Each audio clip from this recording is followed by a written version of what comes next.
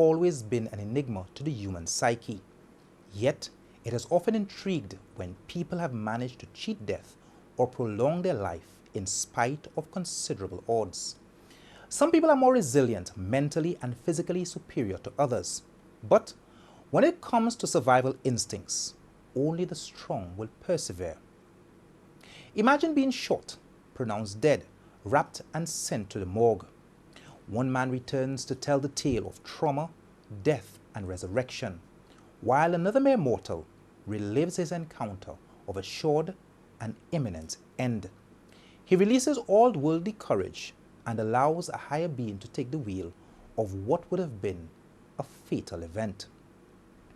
Untold Stories presents I Survived, Beyond and Back.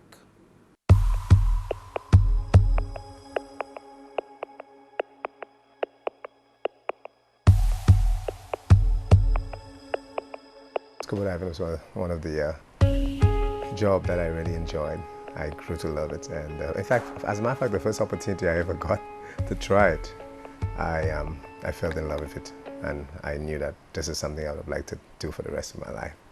So I continued to study, and I went to Tortola, went to Barbados, did my different courses, became a scuba diving instructor. And even when I came back home and started do it as a job at Le Sport and even Marigot, I continued to push myself in that sport until I became a master instructor.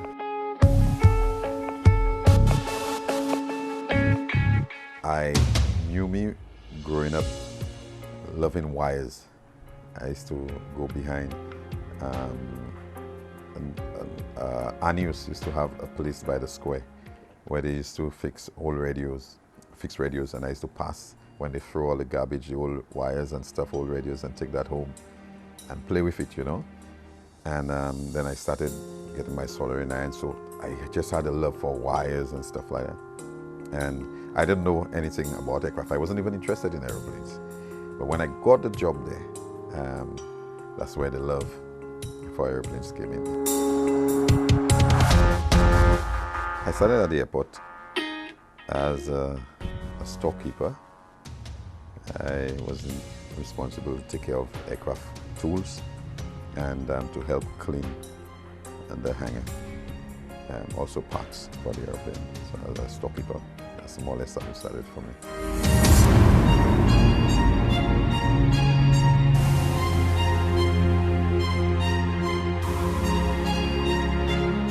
Roseman Clary the boxer, a good one. It was something that I was a natural. Of course, my dad was a boxer. He was called Easy Boy Fraser. That's my dad, and of course, it is something I inherit from him. My brother was a boxer also, but I, as a boxer, I did pretty well. I won the Caribbean title. I won the OECS title many times. I have a record of 55 fights with only 52 wins, and of course 3 losses. So I've done pretty well. I have won one professional fight, which I was successful in winning. So I, as a boxer, I got the opportunity to travel around the world, many islands and countries. Most difficult fight? Actually, the most difficult fight, it's quite ironic, the most difficult fight isn't the one I lost. The most difficult fight was a fight I won, but I won with a lot of injuries, you understand? It was a fight in the Bahamas when I fought for the Caribbean title against a guy called Shamac from South America, from Cayenne to be precise. It was a really tough fight. It went the full distance, but he really hurt me really bad. My eyes was all blocked. I ended the fight with one eye. My face was all cut up, but I beat the heaven out of him.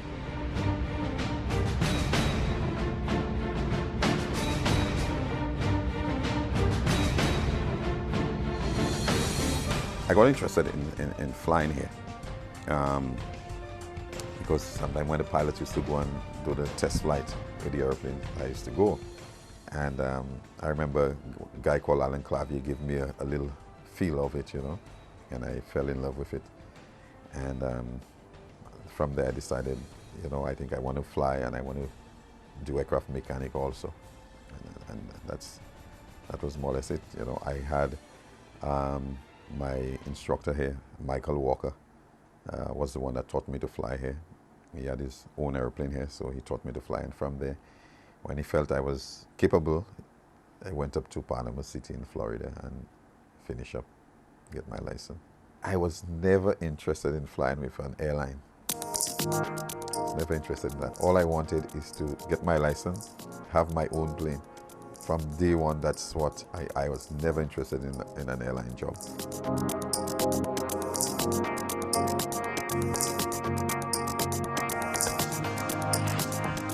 There was an aircraft that was parked for about 10 years by Texaco. It was actually something you could say they had thrown that away. It was in a bush, it had stuff growing inside of it. And they were supposed to take that airplane to throw in the sea to make a reef with it. So I called the owner and I asked him to sell me the airplane. And he told me give him $1 for it, you know. So we had our bill of sale organized and everything. I gave him $1, I collected the plane. By the time it got there, everybody was, asking me, what am I doing that? Why I'm going with it, Because, it was real bad. All the windows were broken, and they knew how long it had been there, with stuff growing in it and all that. So, I became the laughing stock of the hangar, because when they asked me, I said I paid for it. But I never told them how much I paid for it, And I remember one engineer tell me that and told me, you didn't pay for that. The owner must have paid you to go and throw it for it, So it was a lot of fun down there. For me, it wasn't fun because they were actually making a joke out of me,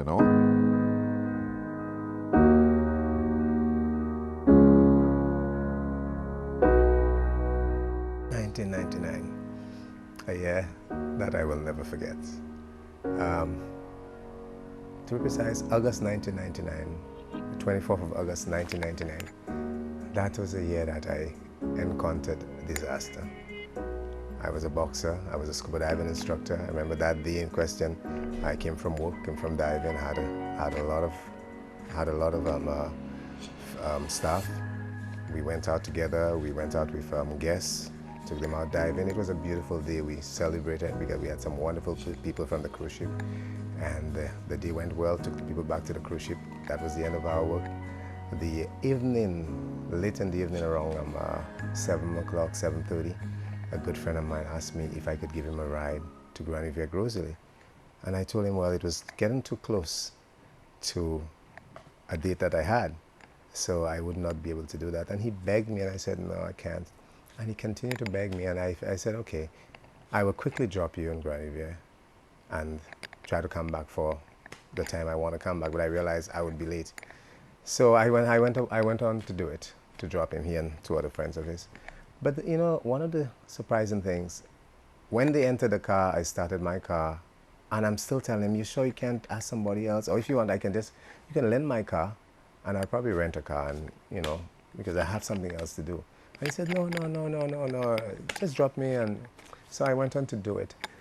And I remember I had that strange feeling in my chest, but I continued. So while driving the highways, I remember so well when I passed the Castries Comprehensive School, heading to Grand Riviere, I literally heard a voice says, Rosamond, don't go. I heard it. I'm sure I heard that. So I turned back, said, but that's strange. I heard a voice saying, Rosamond, don't go. That's weird. I've never encountered something like that. But I still continue to go. But on the way here, I'm feeling that strange feeling in my chest, that pain in my chest, that my mind is telling me, Rosamond, just tell them you can't go. Nobody will beat you. So I went on. When I got to the gap, heading to Piaz, I told them, well, I'll drop them. And he said, no, it's more in, they want to go. If I can just drop them on. I said, no, I'll just drop you all here because I have to go. He told me he just wanted to ride there because he had a friend who had something for him and he was going to collect it, and they were running late and they couldn't get a ride. So that was all he said to me. So when I reached the gap, I told him, no, I'm not going in there. And they're so dark. I said, I'll drop you guys there. But he insisted if I can just go a little deeper and drop them in. Took a deep breath. I said, look, man, I really don't feel like, I have that strange feeling. My chest feels hot. Honestly, I felt that chest of mine so hot. And I said, but I've never felt like this before. But anyway, I went on. I said, okay. I went on, dropped them a little deeper. After drop them, they left and they said, thanks. As I turned the car around, I'm hearing somebody walking in the bushes. I said, that's that darkness, somebody's walking in that bush. So I stopped my car. I wanted to urinate, so I came out to urinate. And as I came out, the same time I saw the guys coming back, they said, well, you know, the friend they went and checked, he wasn't there. So, and as I came out, I said, but I'm hearing a strange walking in that bush, somewhere there. And within seconds, somebody just came out trying to shoot one of the guys. So he obviously had some confrontation with the other guy, trying to shoot one of the guys that they may have had some confrontation during the day. And the first bullet he fired behind the guy, to my biggest surprise, didn't take the guy, took me. That's all I can remember. That bullet that was heading to the person he was trying to take out. The bullet struck me in my chest, my heart, my lungs, and my spine.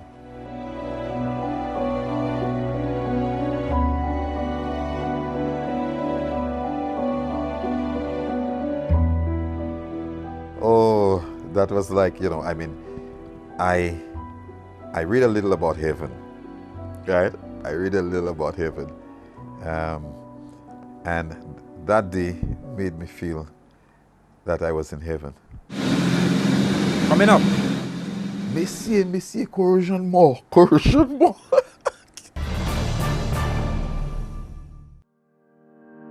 Every once in a while, a company will appear on the scene with a fresh perspective, a burst of adrenaline, and a passion for excellence.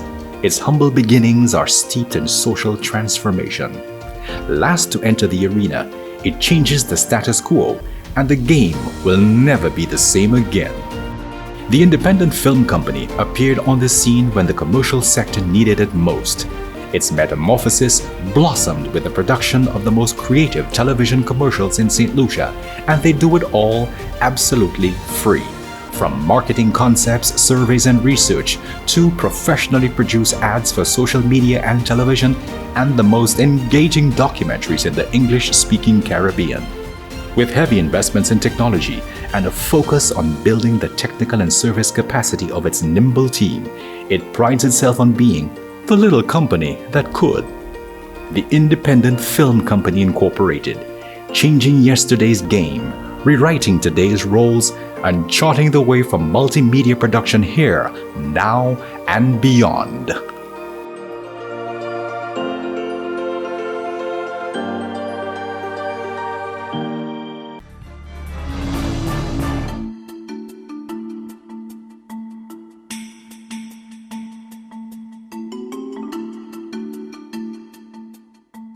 That was like, you know, I mean, I read a little about heaven, right? I read a little about heaven.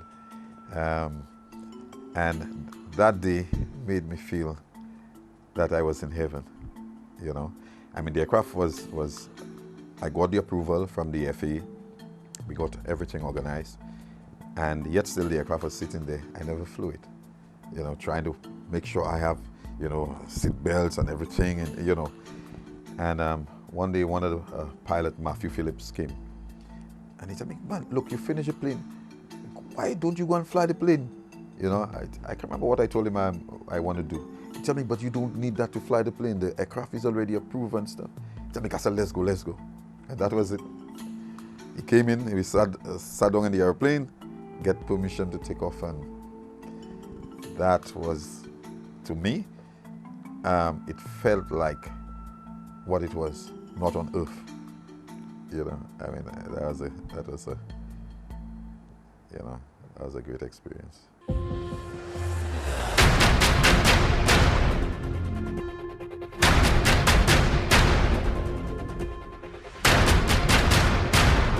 The first bullet he fired behind the guy, to my biggest surprise, didn't take the guy, took me. That's all I can remember. That bullet that was heading to the person he was trying to take out. The bullet struck me in my chest, my heart, my lungs, and my spine. I can't tell you precisely how many, but I'm certainly sure it was more than 3. What I can tell you though, the first one that came out struck me. The first one struck me. That I know for sure. That I know for sure. And it is so intriguing. Hearing it, seeing, because it was dark, seeing that fire, you know, you see a fire traveling, hearing it, seeing it, and feeling it were all simultaneous. It was simultaneous. I heard it, I felt it. It is unbelievable. I heard it, I saw it, I felt it all at once. Everything was like one. I go like, wow, that's fast. I saw it, I heard it, and I felt it, like simultaneous. I struck the ground. And when I struck the ground, that pain in my right chest, it went right to my right breast, actually. I immediately recognized, well, at first I thought I was dreaming. So I knocked my head a few times and I go like, I hate that dream. So I gave myself a few tap on the head. And I said, I hate that dream. I don't like that dream. I want to get out of that dream. So I knocked my head about 3-4 times.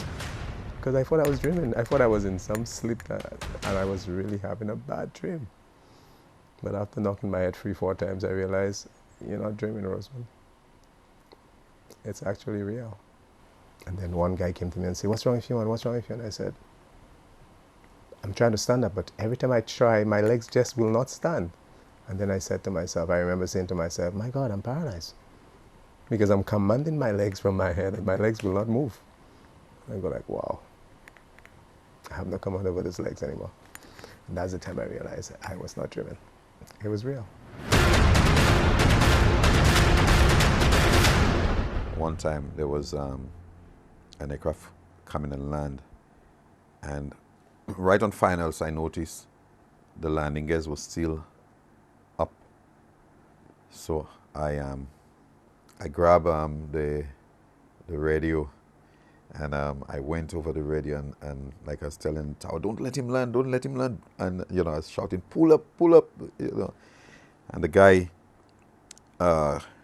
guy almost landed the airplane with the gears down. It was just a little difficulty he had coming in, where they cleared him to land, and for some reason they told him to go around because there was an aircraft on the runway. Since the aircraft took off, they told him they finally cleared him to land. So instead of going around, he just decided to come in to land one time. But at that time, he had already bring up the gears, you know, so he actually forgot that. And that day, I saw that aircraft coming in. And we used to call the guy corrosion because the aircraft had so much corrosion, you know. So I saw that aircraft coming in, the gears up, and coming and land because you could hear he reduced the power and right on finals.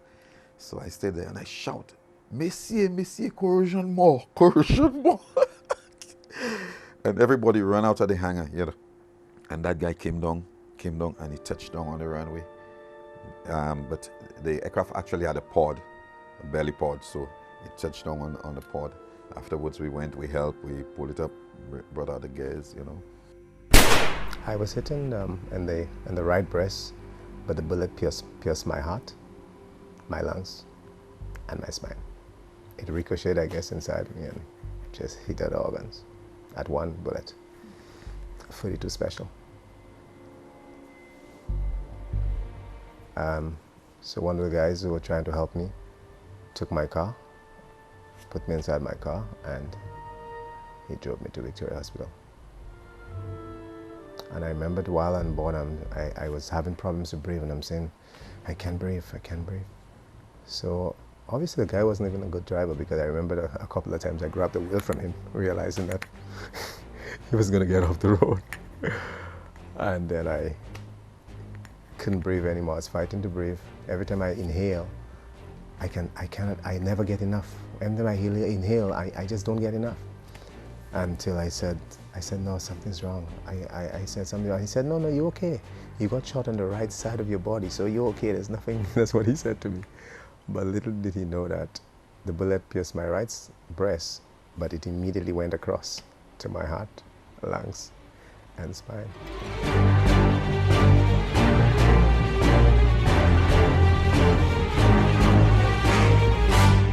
I recall that when I got to casualty, Dr. Pep was on call. He was a Calypsonian and doctor. And I remember that he was the one who was assisting. In fact, I remember he took a scissors and cut my pants, cut my shirt to really take everything off me. And then they bore some holes in the side of my chest. I remember they doing something to that effect, to shove some holes in there to try and get rid of the excess blood I had in my chest. I remember they saying I had something like 3 pints of blood. After the whole thing, I remember they said it was about 3 pints of blood in my chest alone. And by the time I got to the X-ray room, I lost consciousness again. I remember regaining consciousness on the operating table. I remember that big light overhead, but again, right there, I lost it, and that was it. I was pronounced dead. As a matter of fact, from what I was told by Doc, is I was in the mortuary for about an hour, 20 minutes, until one of the handymen came in after 1 hour, 20 minutes to put another body, and found out that my body was moving in that mortuary. So he ran to call the doctor. He came out to see if it was true. Couldn't believe it. But when he came, he found out I was fighting to breathe again, unwrapped me, took me back to surgery. And I remembered Dr. Richardson was saying that he used his thumb and his index finger to sew my heart after that, because my heart started pumping again, and every time it pumped, it had 2 holes that was just spraying blood.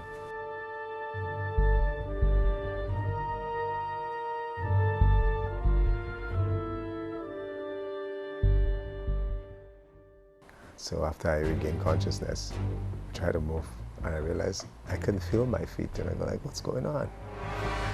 But slowly but surely, I got a little stronger. Slowly but surely, I started to understand the levels, all family members around me.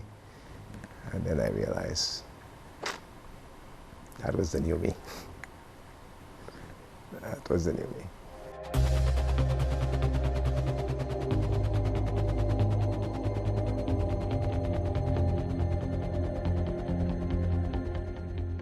I called the tower, got permission to go and do a test flight, so I went up north. Normally we go up north and do our test flight. Whatever we have to do, we do it, always do it up that side.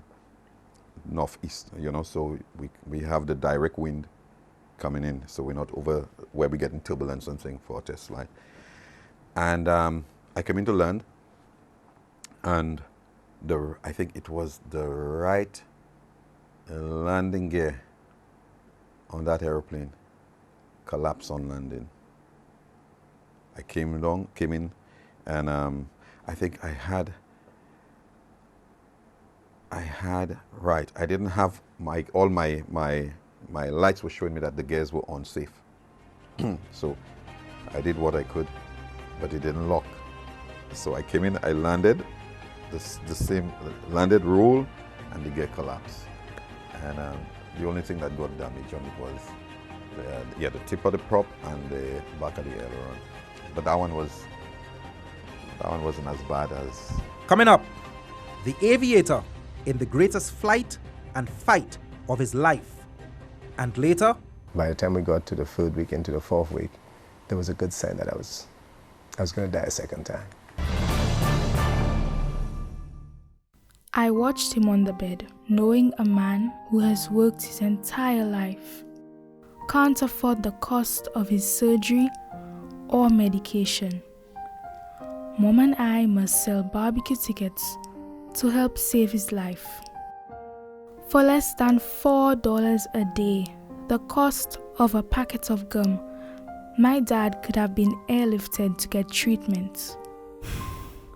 Some adults can be so insensitive with their lack of foresight. Now, Mom and I either have to watch him wither away or sell a whole lot more barbecue. Why? Because one person didn't care enough to plan. GTM Medical Insurance. Less than $4 a day for the greatest peace of mind anyone could ask for. Call us today, 458-6300.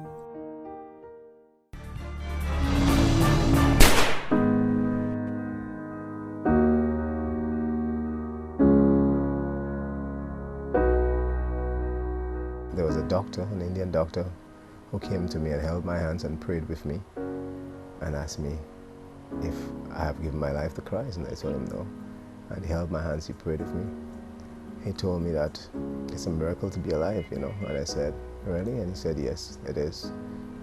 But he said, I'm not out of the woods yet because I have a very serious injury to my heart and it's very difficult to treat.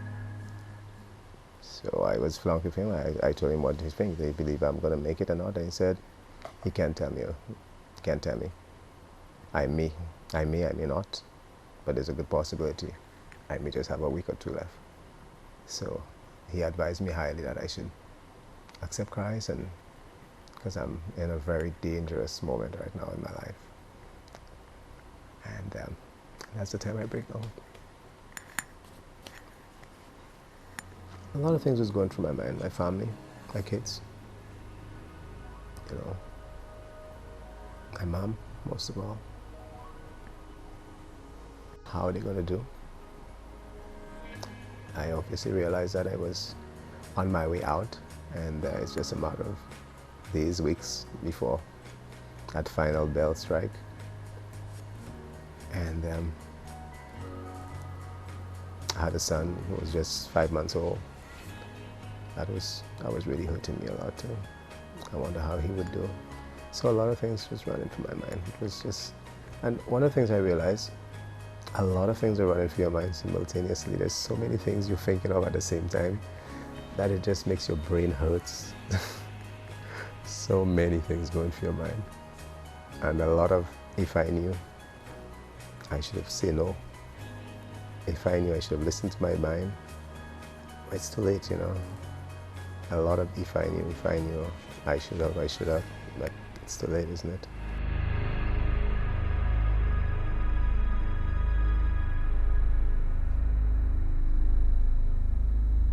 That first week was very painful, very difficult. Not being able to urinate, not being able to do anything. It's very painful. I remember the first week, after a week and a half, I would have fever every afternoon at about 3 o'clock. I remember that so well. Every afternoon I had a heavy, heavy fever that they had to bathe me with alcohol or with spirit or water. Send my family to the drugstore in town and get some liquid Panadol to control the fever. Every afternoon I used to go for that. But it's only because infection was taking over my body. And remember the hat. The hat was leaking also because it had these 2 holes in it. As it pumped, it was leaking.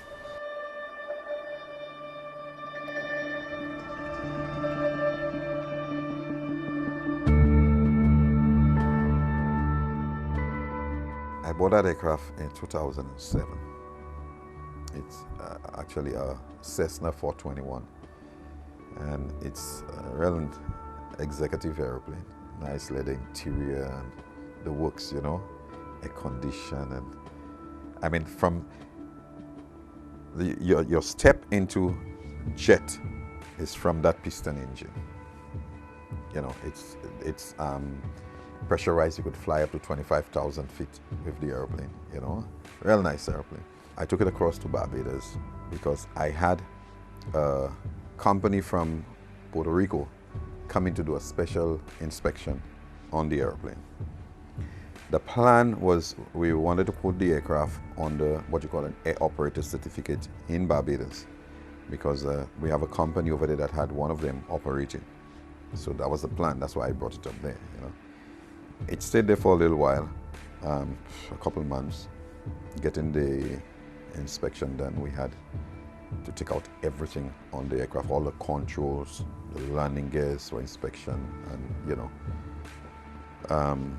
put it like a skeleton.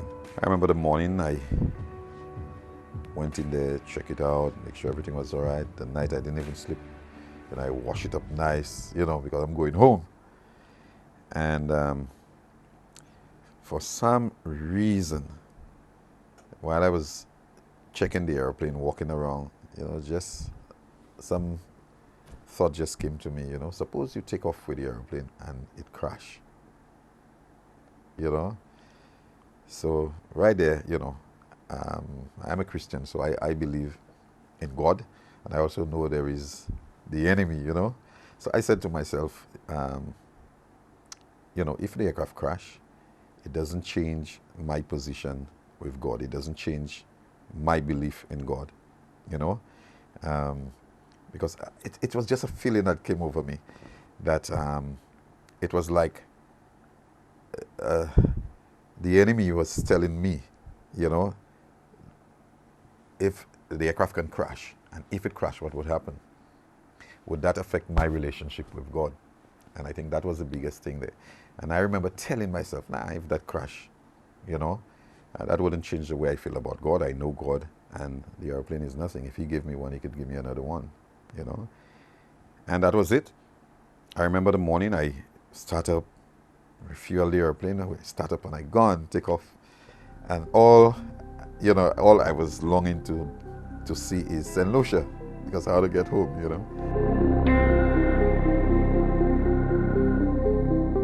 I remember one morning I wake up and they said that I had to go do some x-rays.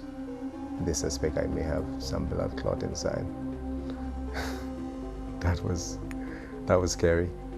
So the morning that after that they said, well, tomorrow morning I would have to go to a special room where they would have to shove a syringe into my chest to pull out some blood from a blood clot I had in my chest, either close to my heart and that really scared me. When I saw the needle, it scared me. But there was a lot of complications like that, blood clot, heart leaking. The lungs healed beautifully. I was breathing better again. I still had problems breathing it took me almost a month to breathe properly. I could have only inhaled halfway. I couldn't inhale all the way. Like you take a deep breath, I couldn't do that anymore. And as time went by, that improved. So the lungs healed eventually. It took about a month or 2 months to heal. It took about a year or 2 years to get better. I couldn't inhale and bring in my abdominals. Couldn't do that. I would inhale, but it wouldn't move. It took about 4 or 5 years for it to move. I had no feelings in my chest. I had about 41 stitches on the right side of my chest, from my back to my chest. That's where they broke open and cut and broke open to go sew my heart. That stayed numb for about 5-6 years. Now there's sensation again. I had no sensation in my legs. Now I can feel my legs again. Sometimes can move it a little, nothing to talk about. Infection started capturing me again into the 3rd week. And by the time we got to the 3rd week into the 4th week, there was a good sign that I was going to die a second time. There was a good chance because I was getting weaker. I could feel that I'm falling into some strange deep sleep. But I keep fighting. I keep trying to pull out of that deep sleep. You open your eyes wide and you're fighting. It's like you're falling into a hole and you're really fighting to pull yourself out of that hole. That's the kind of feeling I got. So this 3rd week into the 4th week was just a fight for my life.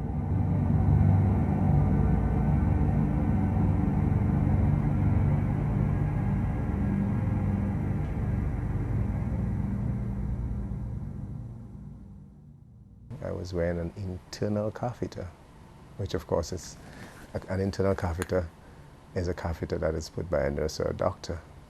It is a very, very, very serious routine where they insert this catheter all the way into your penis, right into your bladder, and they blow a little bubble of water or air, whatever, but something that traps it in there, so it's trapped in there, it can't come out because it's trapped in your bladder, and it stays there. And immediately any urine that gets into your bladder would run into the catheter instantly.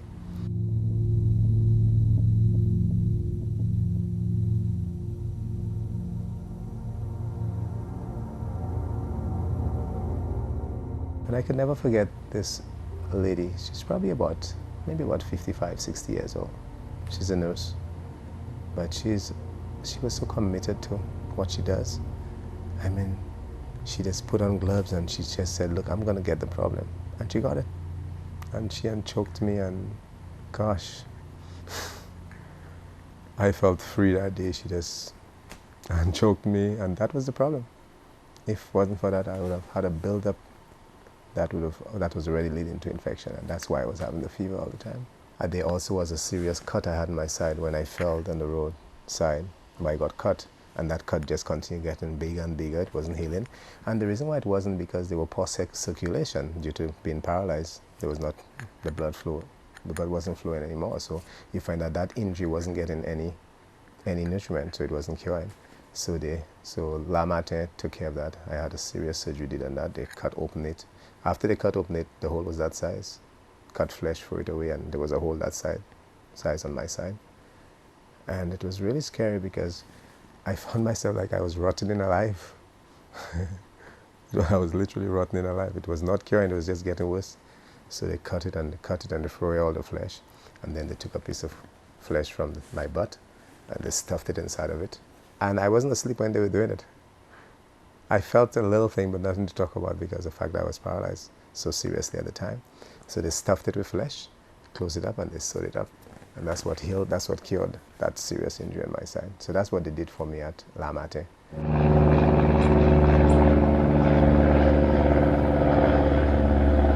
And I saw the coastline here. I said, yes, I'm home, you know.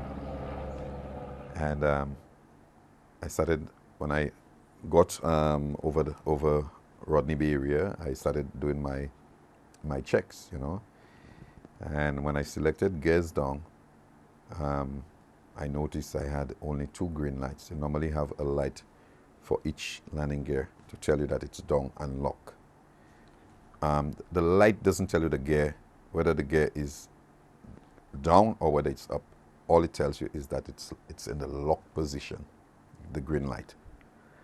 So when I noticed my left light, the light for the left landing gear, it didn't come on. You know, I thought it was just maybe an indication, because sometimes if the bulb can burn, and you know, that kind of stuff. But I didn't worry with it as such. I continued coming in, and then I wanted to pull back, because the way the system works, if the gears are not down and lock, and you pull the throttle right back, a horn would come on. It would warn you that the gears are not locked. Or it's connected also to the flap system, you know. So I decided to try that just to verify that it's not a gear problem I really have. So when I pulled it back, the horn came on. So I knew I had a problem with the gear. So I put back the power and I brought back the landing gear just to recycle it to see. Gears came up. I noticed the light came off to show that the gears are up and locked. And I selected gears down. The same thing happened. The light did not come on. So at that time, I was on finals. I called the tower and I told them, look, I want to do a go around, you know. So I went around, selected the gears again, tried a couple times, same thing. So then I told them, look, I think I have a landing gear problem.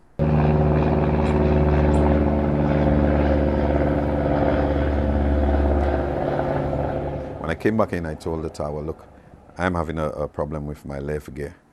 Could you verify for me that the gear is down, you know? So I came in, and then they told me, yes, the gear was down. But one of my staff, they were on the side waiting to see the aircraft come in, you know, came over the radio, and they told me, they heard what was going on.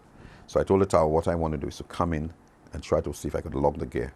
So I came in on the same bad gear, touched the runway with it to see if that would snap it into the lock position. Did it a couple times, and then one of my staff came over the radio, and he said to me, yeah, the gear is unsafe, because when I touch down, he can see the movement in the gear. I did it a couple times.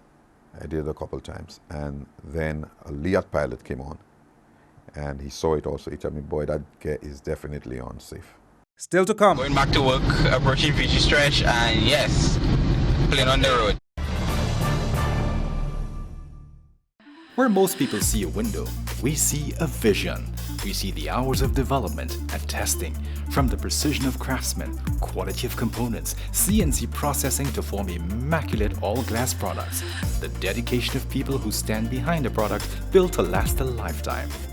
And who knows, maybe after today, every time you look through one, you'll remember everything that went into it. St. Lou means windows, doors, and all-glass products, and customization of modular products to suit your needs. Precision, quality, safety. They're your windows and your world. Call us today at 454-6538.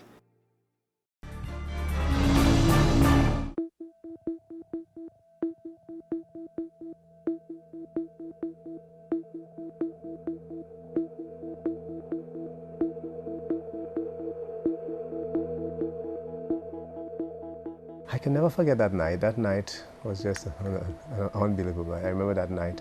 I can hear something in that room when they closed the room and they left. I can hear something talking and saying, Roseman, do you really want to go back to St. Lucia alive?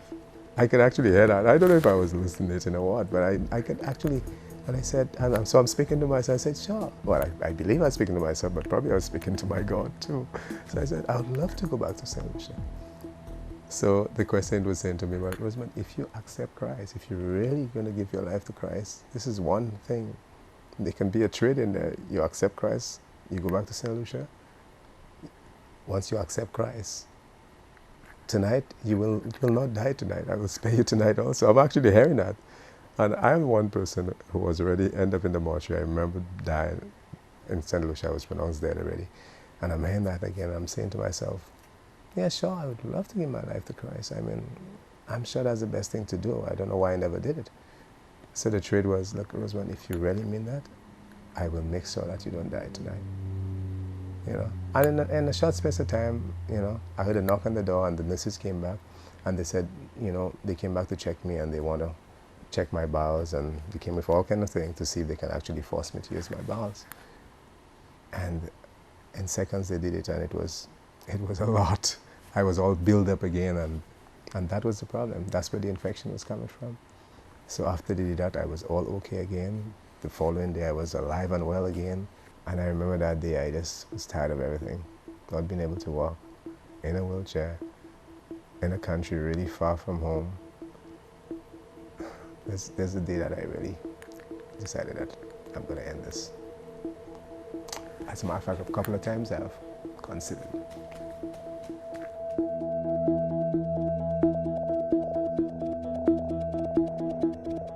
It was the day that I decided that I couldn't take it anymore, and despite I was so strong, I just thought it was too painful. And I went up to the top of our hospital. And the hospital is like a 4 or 5 story building hospital. I went up to the very top. I went up to the elevator and I went to the very roof. And I came out in the veranda where I can see the whole downstairs.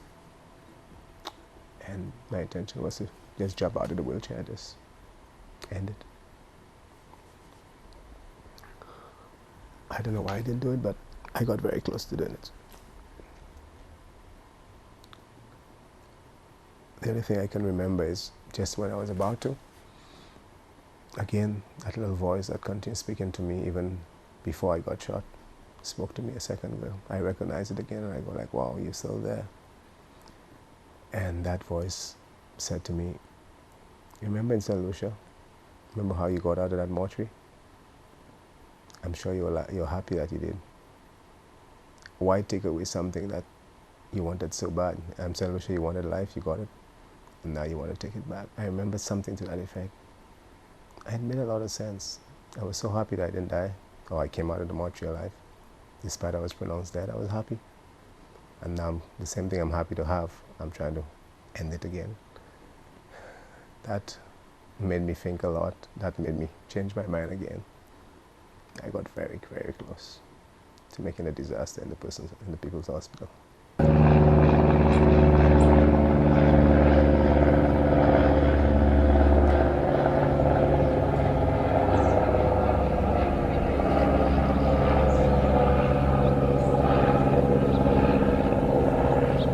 You also have an emergency handle in there where you could actually wind down the gears. It gives you about 52 strokes. That gear should be down and lock. I tried that and it still didn't work. And I remember one time I said, Lord, I cannot do anything right now. There is nothing I could do. I have tried all what I can. If it is your will, that the gear, you lock the gear, that is fine. If it is not your will, that is fine. If the aircraft have to crash, that's no problem. Just keep me alive for my my wife and my 2 boys. So, in my mind,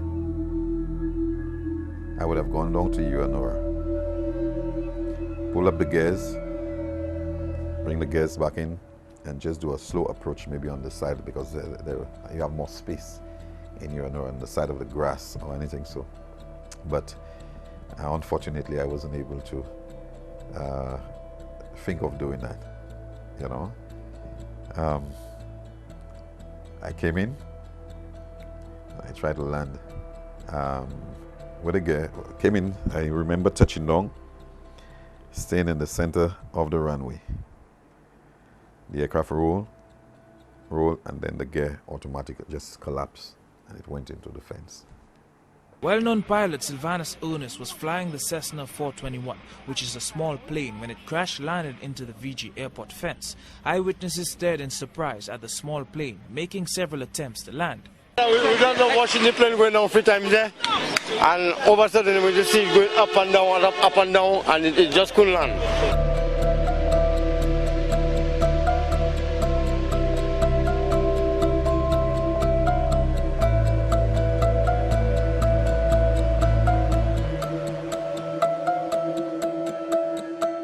A lot of people say I got shot in Marigot Bay.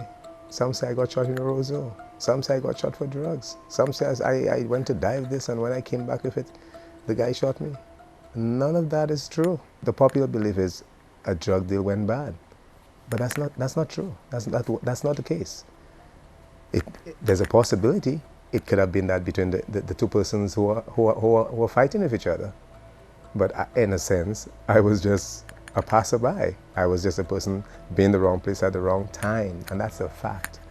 There's no reason to lie. It's been 15 years. You know what I'm saying? I was not a part of it. I was not a part of it. If I was a part of it, I can tell you, it would have turned out to be different. I can tell you that.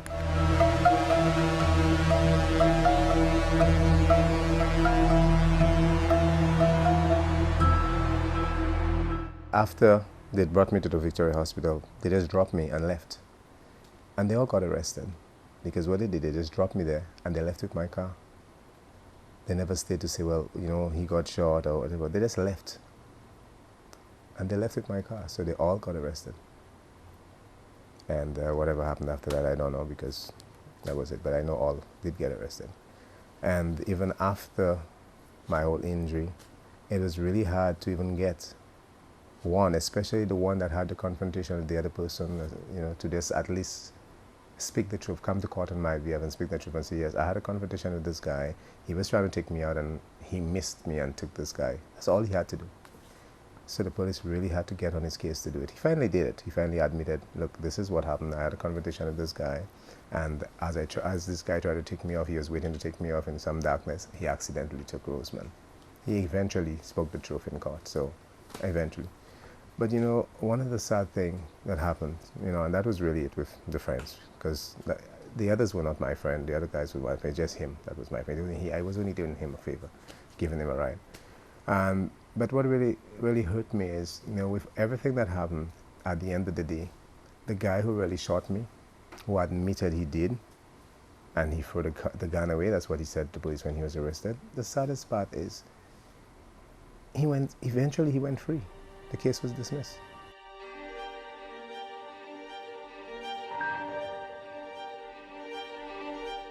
Your best bet is try to stay as calm as you can.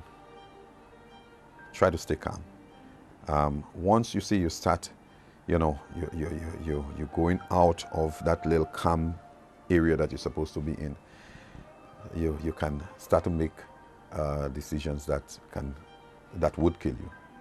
You know, I mean, if you can stay and not panic, it's good for you.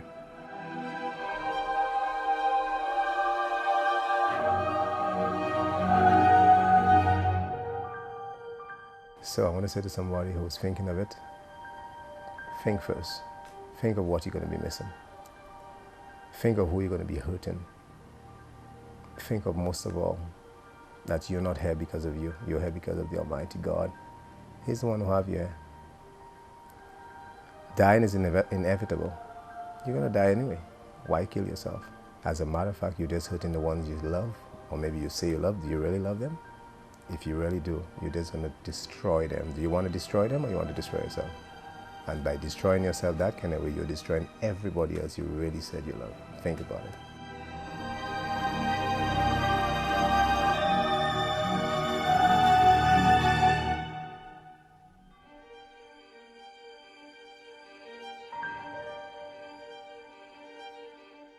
I survived because I believe it wasn't my time and I have not fulfilled my purpose for being here. after I fulfill my purpose, I think it'll be time for me to go. But apart from that, I'm not going before. You know, I know it's the hand of God. I survived because I determined not to die. I survived because most of all, the Almighty God didn't want me yet. It wasn't my time. And I accepted it wasn't my time, and I fought. Because a bullet to the heart, lungs and spine, almost 99.9% of people don't survive it. Could go on and on, the fool has never been told. Could go on and on, the fool has never been told. Could go on and on, the fool has never been told. Could go on and on, the fool has never been